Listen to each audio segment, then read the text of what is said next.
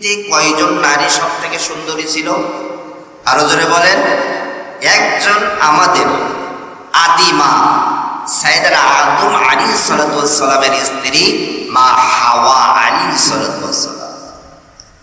যখন মা হাওয়া আলাইহিস সালাতু ওয়াস সালামকে বানানোর পর, তৈরি করার পর, যখন আদম আলাইহিস সালাতু ওয়াস সালামের পাশে যখন আসলেন, সামনে যখন আসলেন, আমার ভাইরা, যেহেতু পৃথিবীর প্রথম নারী আর পৃথিবীর সব থেকে সুন্দরী নারী হলেন হাওয়া আলাইহিস সালাতু ওয়াস সালাম, যখন আমাদের আদি বাবা সাইয়েদনা আদম আলাইহিস সালাতু ওয়াস সালামের সামনে চলে আসলেন, আসার সঙ্গে সঙ্গে সাইয়েদনা আদম আলাইহিস সালাতু ওয়াস সালাম তার দিকে তাকালেন। শুধুই যে তাকালেন তাই নয়, সাইয়েদনা হাওয়া আলাইহিস সালাতু ওয়াস সালামকে ধরতে গেলেন, স্পর্শ করতে গেলেন।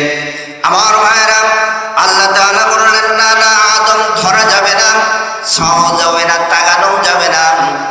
সঙ্গে সঙ্গে আদম আলাইহিস সালাতু ওয়াস সালাম বললেন, ওগো আল্লাহ, এত সুন্দর করে নারীকে তৈরি করলা, কিভাবে তাকে, কি কাজ করলে তার দিকে তাকানো যাবে, তাকে স্পর্শ করা যাবে, ধরা যাবে? সঙ্গে সঙ্গে আল্লাহ তাআলা বললেন, অবশ্যই অবশ্যই ধরা যাবে এবং তাকানো যাবে, কিন্তু তার আগের বিধান হলো তোমাকে বিবাহ করতে হবে। সুবহানাল্লাহ। তাহলে বিয়ের আগে ধরাও যাবে না, তাকানো আদম আলাইহিস সালাতু ওয়াস সালামের যুগ থেকে।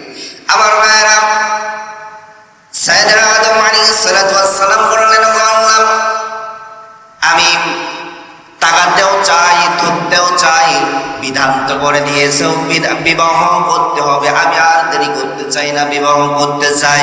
ও আল্লাহ, আপনি আমাদেরকে বিবাহের ব্যবস্থা করেন।